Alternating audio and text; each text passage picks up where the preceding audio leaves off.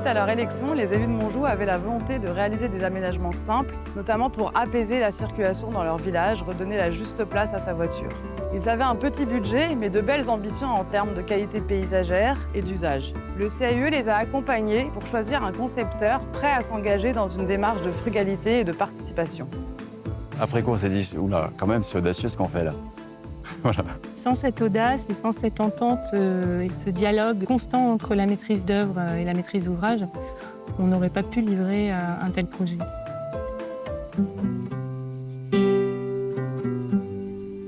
La frugalité, c'est vraiment une question essentielle pour les petites communes. Mais ça n'exclut pas de porter une ambition globale et généreuse d'aménagement de l'ensemble des espaces publics.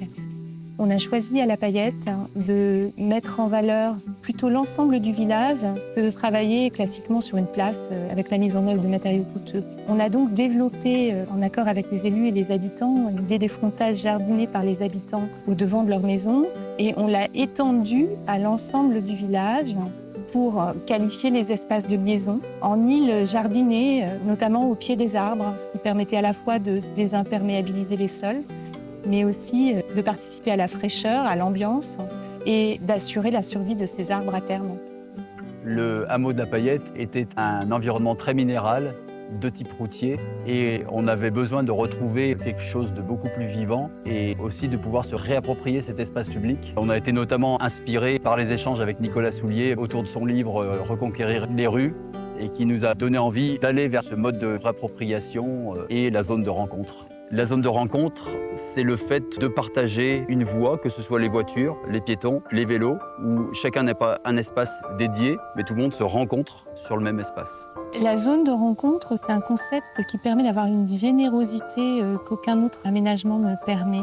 L'effacement des trottoirs qui sont transformés en frontages, on amène une naturalité beaucoup plus forte, à la fois par le choix des matériaux, mais aussi la végétalisation qui correspond complètement à l'idée d'un village et efface la part routière qui a orienté les aménagements depuis les années 50. Et ça aussi, c'est un changement de concept. Il faut expliquer aux habitants que le mobilier urbain n'est pas forcément un mobilier qu'on trouve sur les catalogues et qui peut être de type naturel. La pierre sèche est vraiment un matériau formidable dans la malléabilité qu'il offre. Il permet à la fois de drainer et d'infiltrer les eaux pluviales en les laissant s'écouler sans recourir à des extensions de réseau. Et l'intérêt, c'est finalement que la commune va pouvoir réintervenir, améliorer, sans faire appel à des entreprises. On touche donc la gestion sur le long terme.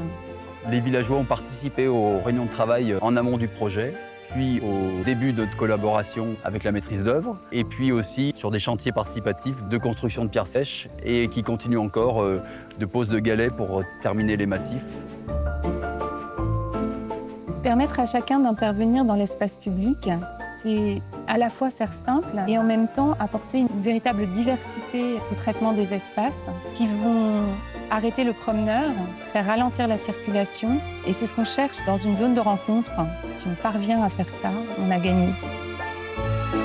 Avec des matériaux très simples, on a réussi à faire un espace public de qualité et qui donne envie d'y circuler, de se réapproprier l'espace public, de se réapproprier la rue.